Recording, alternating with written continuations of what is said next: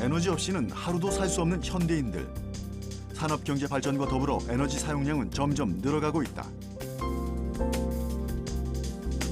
더불어 고갈되는 화석 연료를 대체할 수 있는 새로운 에너지 자원에 대한 관심도 커지고 있는 상황이다. 주택에서 소비되는 에너지를 최소화시키고 또 주택에서 발생되는 온실가스도 최소화시켜야 되는 거죠. 특히 기술 개발을 통해 자연을 이용하는 방법이 미래 에너지 대안으로 떠오르고 있는데 과연 우리는 이런 신재생 에너지를 통해 어떻게 에너지 자립을 이룰 수 있을까?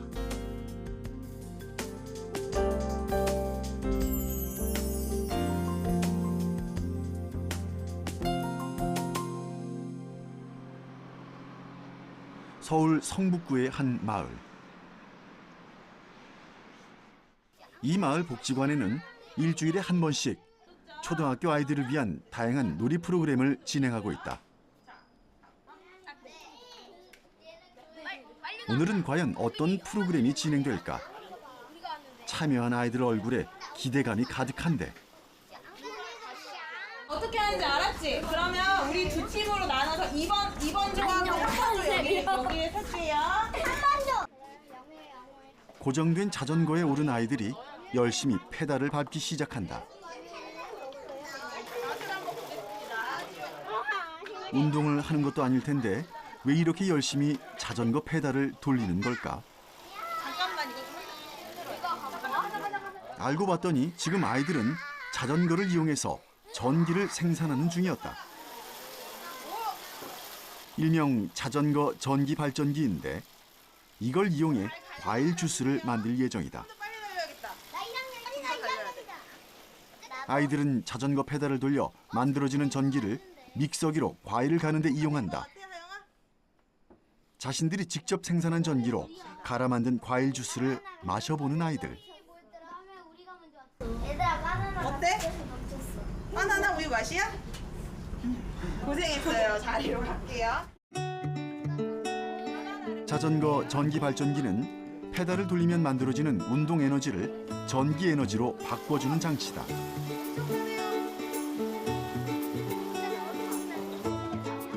아이들은 자전거 앞에 달린 계기판을 통해 만들어지는 전기량을 확인할 수 있는데 여기에 플러그를 꽂아 소형 가전제품을 이용할 수 있다. 자신이 직접 생산한 전기를 이용해 과일 주스를 만들어 마시는 기분은 과연 어떨까? 힘들지 않았어? 어땠어요? 힘들었어요. 뭐가 제일 힘들었어요? 바퀴 돌리는 게 제일 힘들죠. 힘들지 않았어요? 자전거 탈 때 힘들었어요. 이런 소소한 체험을 통해 아이들은 에너지의 소중함을 배울 수 있다. 복지관에서는 이 밖에도 주민들을 위한 다양한 에너지 자립 활동을 추진하고 있다. 저희 복지관에서는 빗물 저금통, 태양광 에너지, 또 태양광 온풍기 또 하고요.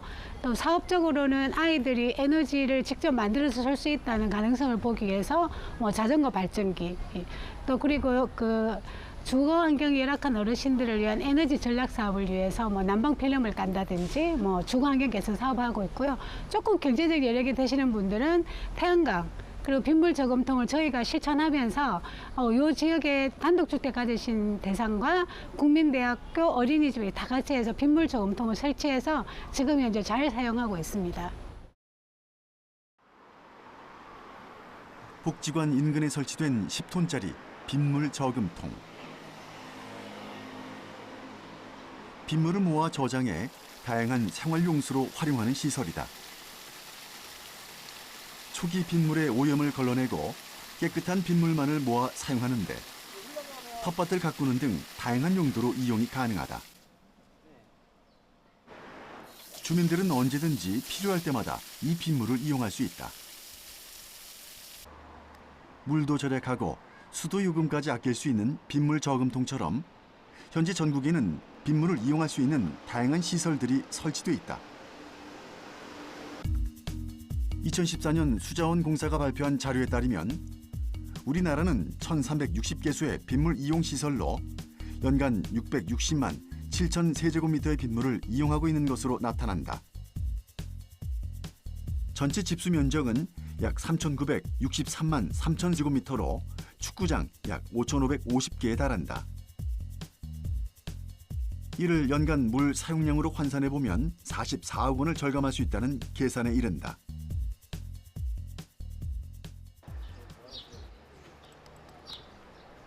이곳 삼덕마을에는 마을 곳곳에 빗물 저금통이 설치돼 있다.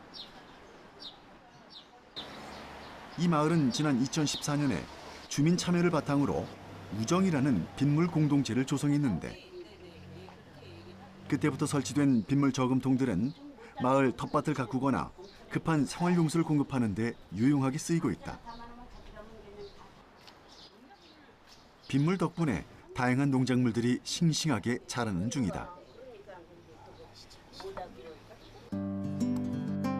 특히 집안에 설치된 빗물 저금통은 마당을 청소하거나 정원을 가꾸는 데 큰 역할을 한다. 따로 수도를 설치하지 않아도 마음껏 물을 끌어다 쓸 수 있기 때문이다. 마당에 자라나고 있는 이 화초들은 모두 빗물이 키운 것들이다. 설사 한동안 날씨가 가물다고 해도 미리 저장해둔 빗물이 있기 때문에 큰 걱정이 없다고 한다.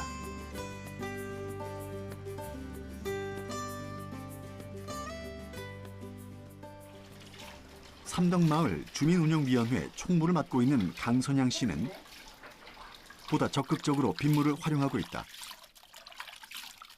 빨래는 물론 텃밭을 가꾸는 일까지 모두 빗물의 도움을 받는다. 강선양 씨는 원래부터 빗물과 같은 에너지 자원에 관심이 많았다고 한다. 특히 빗물은 쓰면 쓸수록 만족도가 높다는데 빗물을 쓰면 훨씬 성장 속도도 좋고 이렇게 일부러 씨를 안 뿌려도 저절로 잘 크더라고요. 그리고 뭐 양말 같은 거라든지 운동화 빨아보면 또 냄새도 덜 난다고 애들도 그러기도 하고 또 때도 잘 빠지고 그러더라고요. 빗물 써보니까. 그리고 그 빗물 시포좀 그런 데 가봤더니 확실히 빗물이 달더라고요. 다른 거랑 이렇게 시음해봤더니 그러니까는 사람도 그 단맛을 느끼는데 뭐 식물 같은 경우는 굉장히 많이 느낄 것 같더라고요. 강선양 씨의 집에는 500리터짜리 빗물 저금통 2개가 설치돼 있다. 지붕에 배수구를 연결해서 비가 오는 날이면 물을 채운다. 간단한 생활용수는 빗물을 이용하다 보니 수도요금 절약에도 큰 도움이 된다. 그녀는 에너지 절약은 이렇게 소소한 것을 아끼는 데서부터 시작된다고 믿는다. 아무래도 물 절약이 많이 되죠. 바깥에서 쓰는 물하고 그다음에 또 빨래나 이런 것도 이렇게 바깥에서도 시원하게 그냥 할 수도 있고 그리고 어쨌든 자연이 주는 그걸 그대로 저희가 옛날 사람들처럼 그냥 물을 쓸 수 있으니까 그게 참 좋은 것 같더라고요. 일부러 갔다가 퍼서 힘들게 나와서 들고 나오는 게 아니고 바깥에서 고여 있는 물 가지고 저희가 그냥 쓰니까 쓰기도 쉽고 뭐 그리고 걸레를 빨면 확실히 때가 잘 빠져요. 그런 거를 느껴요. 그러니까 세제를 좀 덜 넣고 이렇게 하더라도 그리고 세제를 많이 넣고 그다음에 헹군물을 여러 번 해야 되는데 빗물에서 쓰다 보니까 때도 잘 지니까 굳이 세제를 많이 쓰지 않아도 되고 근데 그런 게 있더라고요. 여름 장마라도 시작되면 엄청난 양으로 쏟아지는 빗물들. 하지만 이것을 자원으로 활용하기보다 그냥 무심코 흘려보내는 경우가 많은데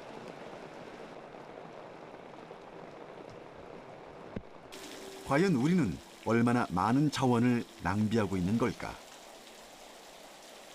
우리나라에 떨어지는 빗물의 총량이 약 1년에 1,300억 톤입니다. 뭐 톤이 계산하기 어려우면 1,300억 원이라고 생각하자고요. 그중에서 우리가 쓰는 거 26% 정도밖에 안 되는데 만약에 그 1%만 맞는다면은 1,300억 원의 1%는 13억 원이거든요. 근데 우리나라 정부에서 얘기하는 우리나라 물이 부족한데 얼마큼 부족하냐? 8억 톤이 부족하답니다. 그러면 빗물의 1%만 더 모은다면은 13억 톤이 추가가 돼가지고 지금의 물 문제는 해결할 수 있다. 그래서 이제 물 부족 문제는 그렇게 해결할 수 있고. 빗물을 이용하는 것은 단순히 물 자원을 절약할 수 있는 차원을 넘어선다. 강에서부터 집으로 공급되는 수돗물이 되기까지 수많은 처리 과정이 필요하기 때문이다. 그리고 그 과정에서 생각보다 많은 에너지가 필요한데 강물을 생활용수로 쓰기까지 과연 어느 정도의 수고와 에너지가 들어가는 것일까? 서울 같은 경우는 팔당에서 물을 갖고 오는데 거기서 처리를 해야 되죠. 그리고 운반을 해야 되죠. 그 운반과 처리 에너지가 1톤당 0.25kWh 정도가 들어갑니다. 그러니까 100톤을 쓰게 되면 뭐 2.5kWh 이렇게 많이 들어가는데 만약에 빗물을 받아서 쓴다면 처리하지 않아도 되고 운반하지 않아도 되니까 그만큼의 에너지를 운반하고 처리하는 데 드는 에너지를 줄일 수 있다는 것. 빗물을 이용하면 건물의 옥상을 녹지로 꾸미는 것도 훨씬 수월하다. 옥상 녹화는 여름철 에너지 절약에도 큰 도움이 되는데 옥상에서 자라는 식물들이 증발산을 하면서 주변의 온도를 낮추기 때문이다.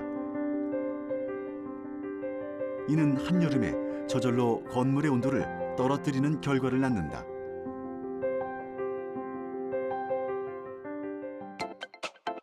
나무 한 그루는 에어컨 10대를 가동해 열을 내리는 효과와 맞먹는다는 이론도 있다.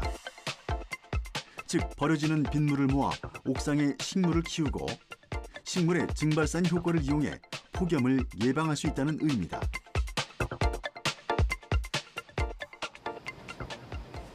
실제로 서울대학교 공학관 35동 옥상에는 빗물을 활용해 녹지와 텃밭을 조성해 놓았다. 이렇게 조성된 녹지는 다른 콘크리트 건물과 어느 정도의 온도차가 있을까? 온도계를 이용해 그 차이를 비교해 봤는데 먼저 태양이 내리쬐는 한여름 콘크리트 건물의 외벽 온도는 40도가 웃돌았다. 그렇다면 녹지가 조성된 공간의 온도는 어떨까? 수치가 확연히 떨어지는 것을 확인할 수 있었는데 오전 11시 콘크리트 외벽은 40도가 넘었지만 옥상 녹지는 약 20도씨를 웃돌고 있었다. 콘크리트 면의 온도는 한 45도까지 올라가고 옥상 녹화하는 데는 한 25도 정도 되기 때문에 20도 차이가 나거든요. 그래서 제일 꼭대기 층에서는 옥상 녹화를 한 데는 좀 시원하고 옥상 녹화하지 않은 데는 뜨거우니까 뜨거운 데서는 냉방을 위한 에너지가 많이 들어가는데 여기서는 그 냉방 에너지를 줄 수가 있습니다. 겨울에도 재봤더니 겨울에는 그 반대더라고요. 옥상 녹화를 한 곳에서 이렇게 흙을 덮은 데서는 그 난방 에너지를 줄 수 있다. 그래서 여름에는 냉방 에너지, 겨울에는 난방 에너지를 줄 수 있는 그런 장점이 있습니다.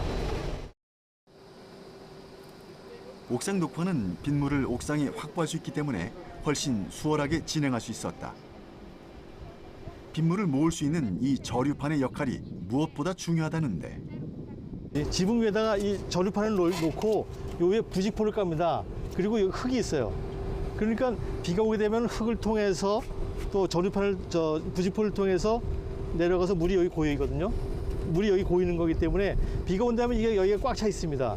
그리고 비가 안 올 때는 이 물 가지고 식물들이 활용을 하기 때문에 아주 물을 홍수 때 물을 저장을 하고 그다음에 물을 절약할 수 있는 그런 내용입니다. 약 5cm 깊이로 홈이 패인 저류판은 1제곱미터당 약 50리터의 물을 모아둘 수 있다. 즉 100제곱미터짜리 저류판은 약 5,000리터의 빗물을 저장해둘 수 있다는 셈이다. 저류된 빗물은 수자원으로 활용되기 때문에 별도로 수돗물을 공급하지 않아도 된다. 저류판에 고인 빗물 덕분에 옥상 텃밭에는 늘 물이 풍족하다. 또 고인 물들은 호수로 연결하면 언제든지 자원으로 활용할 수 있다. 총 840평방미터로 조성된 서울대 옥상의 꽃밭과 텃밭에는 다양한 작물들이 무럭무럭 자라고 있다. 이곳은 교수, 학생뿐만 아니라 지역 주민들도 함께 이용할 수 있어 지역 커뮤니티 공간으로도 거듭나고 있다. 물이 그냥 다 빗물이죠. 예. 사실은 빗물이 어디서 오냐면 요쪽에 구조가 이상하게 돼가지고 저기에 비가 떨어지는 걸 홈통을 통해서 버려지게 돼 있는데 저걸 이렇게 연결을 해버렸고, 그리고 일단 채워놓으면은 증발하는 양만 보급하면 되기 때문에 그렇게 많은 물이 필요하지 않습니다.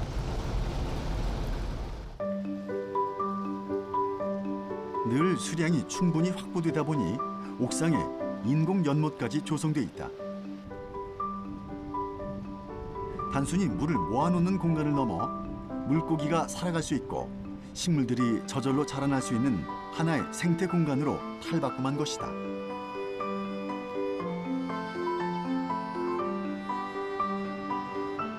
빌딩 숲으로 둘러싸인 도심에서도 계절마다 피어나는 꽃들을 보며 마음의 여유를 찾을 수 있는 공간.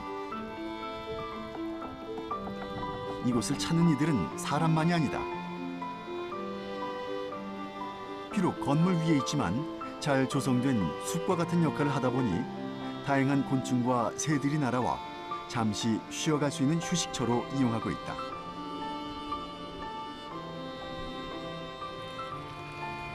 이 모든 것들이 그냥 흘려보낼 수도 있었던 빗물을 모으면서 생겨난 변화들이다.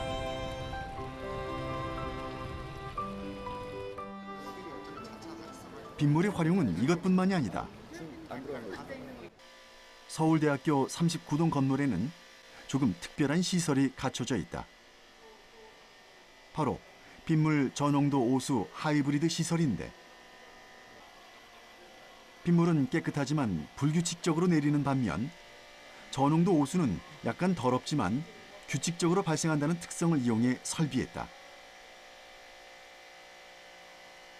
그래서 샤워한 물은 좀 더럽지만 아주 더럽진 않으니까 이걸 좀 처리만 한다면은 화장실용 쓸 수 있다. 그래서 이게 유입수입니다. 약간 지저분하고 냄새도 나고 그러는데 여기 세 번의 처리 과정을 거친 다음에 이게 처리수가 되겠습니다.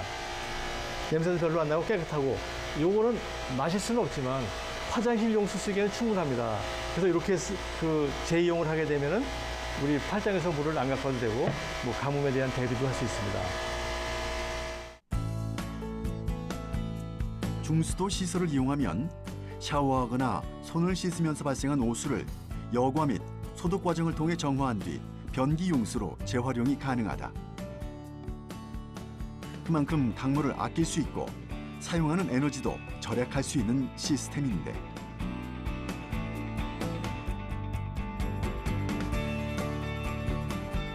지금까지 쓰레기로 생각하고 버렸던 빗물과 오수가 이렇게 알뜰한 수자원이 되는 것이다. 이 장비 덕분에 39동은 갑작스러운 단수 사태에도 큰 불편을 겪지 않는다고 한다. 실제로 39동 화장실의 물 사용량을 살펴보면 상당한 양의 물을 절약하는 것으로 드러났다.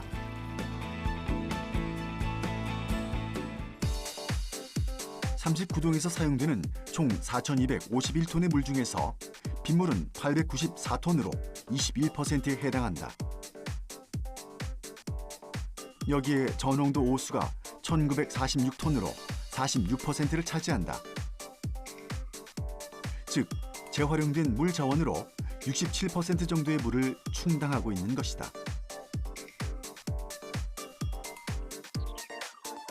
또 물 자급률을 67%까지 끌어올리면서 상수 사용량이 확 줄어들었는데,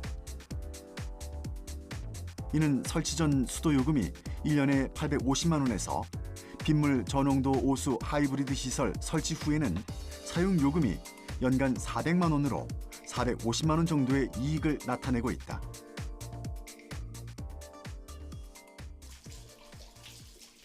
몇 년 전부터 에너지 자원을 절약하고 물 자급률을 높일 수 있는 빗물을 활용하는 방안이 다각도로 검토되고 있다. 또한 중하수도 역시 모아두었다가 조경용수나 스프링쿨러 등으로 이용하는 곳들도 많다. 이렇듯 무심코 버려지던 자원을 활용해 유용한 에너지원으로 활용하는 사례가 늘어나고 있는데, 제작진이 찾아간 곳은 강원도 홍천군의 한 마을. 이곳은 한때 하수 분뇨 시설로 인한 악취로 주민들이 불편을 겪었었다. 하지만 지금은 과거의 이미지를 벗고 친환경 에너지 타운으로 거듭났다. 친환경 에너지 타운은 기피 혐오 시설을 활용해 에너지를 생산하고 지역 주민의 소득과 생활 환경을 개선하기 위해 조성됐는데,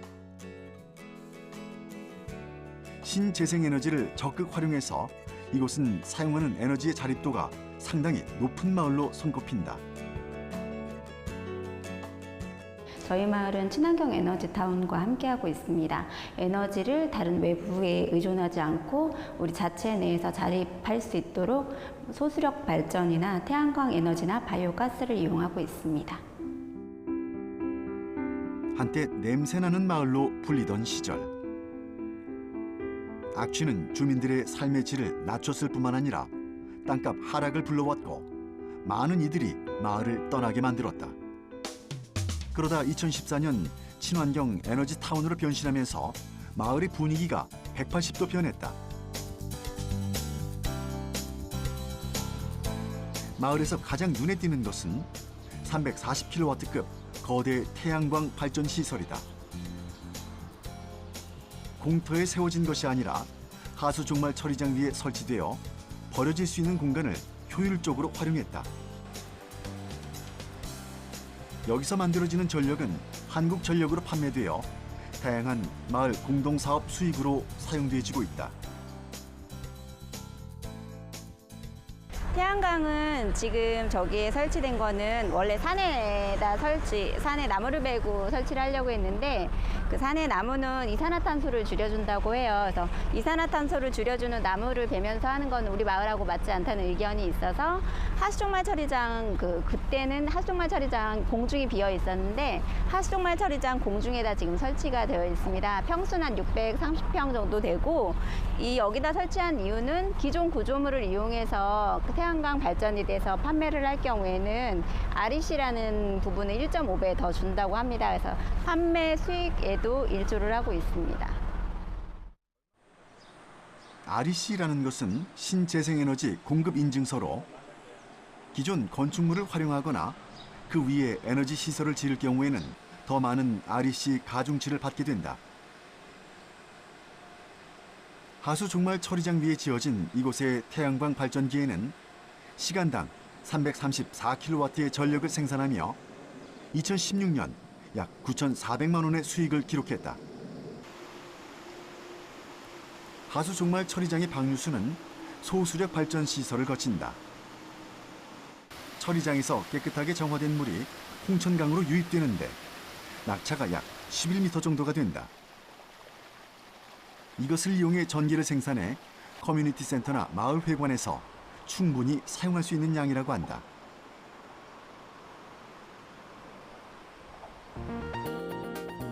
또 홍천군 일대에서 마을로 들어오던 각종 분뇨들은 가장 큰 에너지 생산 원료다. 분뇨와 음식 쓰레기들은 탱크에 담겨 발효되는데 이 과정에서 발생되는 바이오가스가 시설을 통해 정제돼 도시가스로 변한다.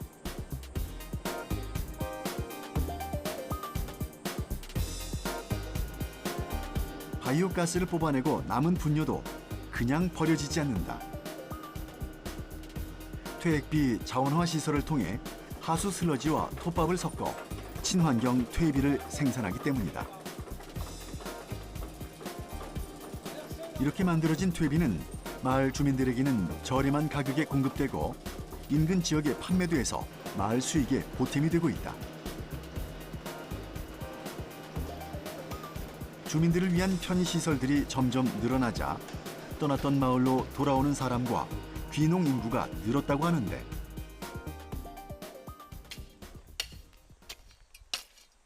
이 마을로 귀농한 지 이제 11년 차라는 김일수 씨. 옛날엔 퇴비를 구입하는 것이 큰 부담이었다고 말한다. 하지만 마을이 친환경 타운으로 변하면서 그의 농업 활동에도 큰 변화가 생겼다. 요거는 어떤 탭이에요? 부산물 탭이. 이제 그 하수물 처리해서 나오는 슬러지를 가지고 톱밥을 썩어서 탭을 만드는 거예요. 아주 친환경 탭이죠. 한 포에 약 500원 정도의 가격으로 퇴비를 사용하다 보니 퇴비를 구입하는 부담도 줄어들게 되고 농사의 수익도 훨씬 좋아져서 마음의 여유도 생겼다고 한다. 그렇다면 예전에는 어떻게 퇴비를 이용했을까? 옛날에는 퇴비를 신청을 해가지고 한 포당 지금 3,800원? 3,800원 하는 거를 정부 지원이 한 50% 돼도 한 6,700원 뭐 됐어요. 그러니까 그거를 100% 사면 16만 원이고 300포 사면 뭐 한 50만 원이 넘잖아요. 이러한 비용이 들었는데 지금은 이제 그런 비용이 없어졌죠. 그러니까 이 농민들이 상당히 이익이 많죠. 혜택은 그것뿐만이 아니다. 김일수 씨가 제작진을 가스보일러 앞으로 안내하는데 가스비를 많이 절약하시나요? 어때요? 가스비가 연간 60만 원씩 세대당 지원을 해주고 있어요. 그러니까 거의 지금 시중 가격의 절반으로 우리가 가스를 쓰는 거죠. 그 난방비에서 엄청난 그 절감 효과를 가져오죠. 혜택을 입죠. 시골 마을에 도시가스가 공급되면서 겨울철 40만 원에 육박하던 가구당 난방비가 20만 원 이하로 줄어드는 등 주민들의 가스 비용이 연간 4,200만 원 절감되고 있다고 한다. 신재생에너지가 가져온 마을의 변화는 아직도 진행 중이다. 우선 태양광 시설로 만든 전력으로 마을의 가로등을 켜고 공동시설의 전기를 이용한다. 마을의 편의시설이 늘어나고 돈까지 벌 수 있으니 주민들의 만족도가 높아진 것은 말할 것도 없다. 냄새나는 마을에서 살기 좋은 마을로 변하는 데는 그리 오랜 시간이 필요하지 않았다. 친환경 에너지 타운 되고 나서 반응이 좋았죠. 우선적으로 악취나던 게 악취가 많이 줄어들었고 또 일자리 창출도 생겼고 마을에 소득도 있고 주민들이 굉장히 호응을 하고 옛날에 30가구 됐던 게 지금 한 70가구로 귀농차 오시는 분들도 많고 지금 저희 마을이 좀 번창하고 있습니다. 마을 단위로 조성되던 에너지 자립시설은 이제 주택과 건물에도 적용되고 있다. 특히 에너지를 생산하거나 절감할 수 있는 기술이 발전하면서 그 경향이 두드러지고 있는데 제작진이 찾은 곳은 서울 노원구에 위치한 제로에너지 주택건설 현장. 한창 공사가 진행 중인 제로에너지 주택은 첨단 건축 기술의 집약체로 에너지를 절감할 수 있어 미래형 주택으로 평가받고 있다. 건물 외벽에 설치된 태양열 모듈. 일반 주택과는 외형부터 차이를 보인다. 홍보관 내부로 들어가면 제로에너지 주택에 적용된 다양한 기술들을 직접 확인해 볼 수가 있는데 이런 주택이 지어지게 된 계기가 있었다. 온실가스 저감이 바로 기본적인 가장 중요한 배경이라고 할 수 있습니다. 예를 들어 가지고 이 지구 표면 면적의 육지 면적의 도시가 대략 한 2% 정도가 됩니다. 그런데 이산화탄소 발생량은 80%가 넘습니다. 그래서 이 이산화탄소 발생량을 줄이는데 가장 큰 역할을 해야 되는 데가 도시가 되고요. 도시에서 또 에너지를 많이 사용하는 부분이 건물입니다. 그래서 건물만 제로 에너지로 만든다고 해도 이산화탄소 발생이 매우 많이 줄어들게 되는 거죠. 가장 눈에 띄는 시설은 창문 외부에 설치된 블라인드다. 기존 주택에 설치되던 내부 블라인드보다 외부의 열을 차단하는 효과가 크다. 실내에서 자동으로 조작할 수 있게 만들어 이용에 편의성을 더했다. 제로에너지 주택은 바깥에 있는 태양 에너지를 받아들여야 하기 때문에 창호 면적이 상대적으로 더 넓다. 하지만 이것 때문에 여름의 경우 더 많은 냉방 에너지가 필요하게 된다. 외부 블라인드는 여름의 태양 에너지를 원천 차단하는 역할을 톡톡히 해낸다. 창호 같은 경우는 입주자들이 바깥을 이렇게 봐야 되니까 창호가 들어가는 것이 필수 조건이라고 할 수 있습니다. 집에서는. 근데 창호 쪽으로 열 손실이 가장 많이 일어나니까 이 창호도 고효율 창호를 써야 됩니다. 그래서 저희들은 유리가 바깥쪽에 하나, 여기에 공기가 있고 가운데 하나, 그 다음에 공기가 있고 안쪽에 유리가 하나가 있어서 유리가 세 개가 들어가 있고요. 그리고 이 프레임이 있는데 저희들은 3중 로이 유리를 쓰면서 프레임을 이 PVC, 그러니까 이 PVC로 사용을 했습니다. 그래서 그냥 사용을 하게 되면 에너지 손실이 있습니다. 그래서 격실 구조로 해가지고 격실을 이렇게 잘게 이렇게 만들어서 구조적으로도 안정이 되게 하고 사이에 공기가 들어가서 공기가 일종의 단열 역할을 하니까 이렇게 공기를 넣어서 단열 역할도 하게 하는 프레임까지도 이 에너지 손실이 되는 것을 막는 이런 3중 로이 유리를 적용을 했습니다. 건물 외벽과 발코니 사이에 설치되어 에너지 손실을 막는 부품도 눈에 띄었는데 두꺼운 단열재와 철근을 합체해 제작한 이것은 아이소코프라고 부른다. 앞으로 제로 에너지 주택의 필수품이 될 건축 자재라고 한다. 제로 에너지 주택은 그 특성상 외벽에 설치해야 할 구조물들이 많다. 그 경우 연결 이음새를 통해 열기가 빠져나가는 경우가 많은데 그 현상을 차단하기 위한 기술도 있다. 즉, 외부와 내부를 연결해야 하는 경우 중간에 열을 끊어주는 구조물을 넣어 열이 실내외로 전달되는 걸 차단하는 원리다. 지붕과 외벽에 설치된 일체형 태양광 전지판은 내부 자동화 시스템으로 연결되어 냉방과 조명 등의 전기를 공급해준다. 또 땅속의 지열을 활용해 난방을 공급하기도 한다. 그렇기 때문에 가장 신경을 쓰는 부분이 바로 고성능 단열재인 것이다. 일단 제로에너지 건물을 구현을 하기 위해서는 건물 자체가 소비하는 에너지를 줄이기 위해서 건물의 에너지 성능을 아주 높여야 됩니다. 그래서 건물의 에너지 성능을 높이는 방법 중에 하나가 고단열과 고기밀입니다. 고단열은 무엇이냐 하면 단열재를 두껍게 해서 건물이 에너지를 낭비 또는 소비하는 것을 최소화를 해야 되고요.